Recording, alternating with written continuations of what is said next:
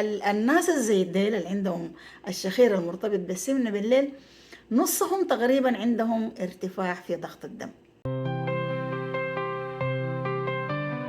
مرحب بروف ابتسام أحمد علي، استشاري الباطنية والقلب وعميد كلية زمزم ومؤسس الجمعية السودانية لارتفاع ضغط الدم.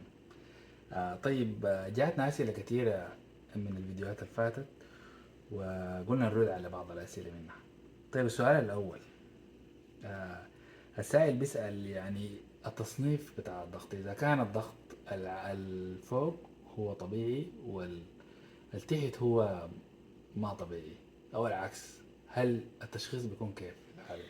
السلام عليكم ورحمة الله. ده سؤال مهم جدا، وده يعني مفروض يعني يكون مفهوم، الناس كلهم يفهموه، إنه ارتفاع الضغط سواء كان في الضغط الفوق الانقباضي أو الضغط التحت الانبساطي، أيهما كان مرتفع ده بنفس الأهمية وبناخده عشان نصنف الضغط. يعني مثلا إذا الضغط 120/90، بالرغم من إنه الفوق طبيعي لكن التحت عالي 90، ده بيعتبر المرحلة الأولى. والعكس، إذا كان الفوق مثلا 140 والتحت 80، برضه بيعتبر ضغط من المرحلة الأولى. طيب، هل ده بيعني إنه التحت والفوق نفس الخطورة؟ نعم، الضغط الانبساطي والانقباضي أيهما يعني ارتفع كانت له نفس الخطورة. يعني ده غير الفهم السائد إنه يعني دائما الناس بتركز مع الضغط التحت أكتر يعني. ايوه، دايما الناس بتركز مع الضغط التحت وتقول لك والله ضغطي على كده، ضغطي أيوة. على كده، بيتجاهلوا الفوق، وده أيوة، ما صحيح مع إنه طبعا. نفس نعم. الحاجة. نعم. طيب، عندنا سؤال تاني. سائل بيسأل من علاقة الشخير بالضغط.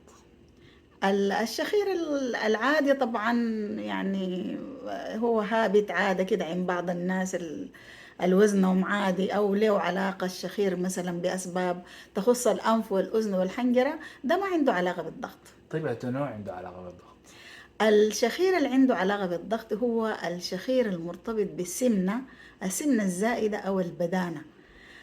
بسبب انقطاع النفس الانسدادي، وبيكون نتيجة لتوقف النفس نتيجة لانسداد في مجرى النفس العلوي، يعني عدة مرات بالليل، وبخلي الإنسان بسبب الشخير يصحى صحيان متكرر.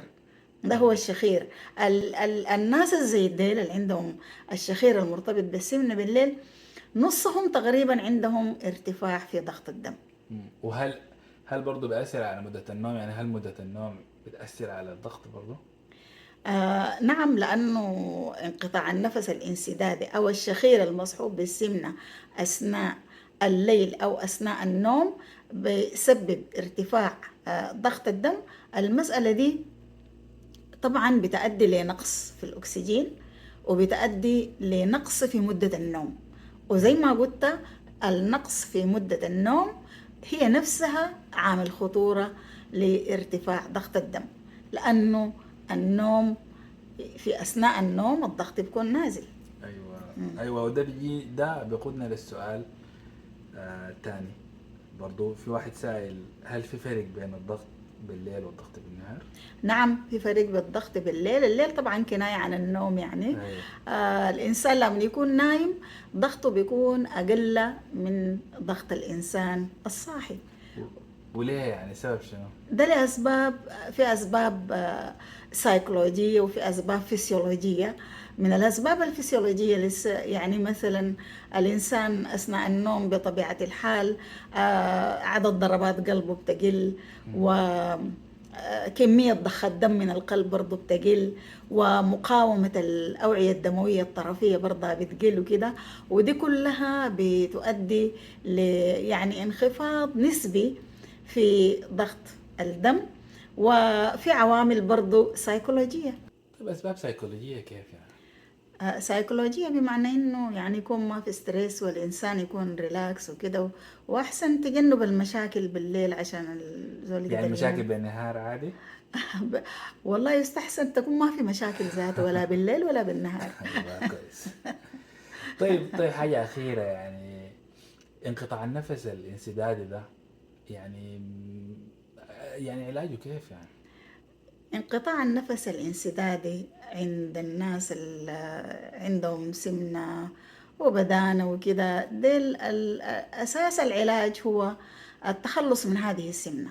التخلص من السمنة والوزن ده موضوع طويل، علاقة الوزن بالضغط وكيفية علاجه وكده أحسن نخليه لمساحة قادمة إن شاء ايوه الله. ايوه، لا تمام، شكرا لك كثير.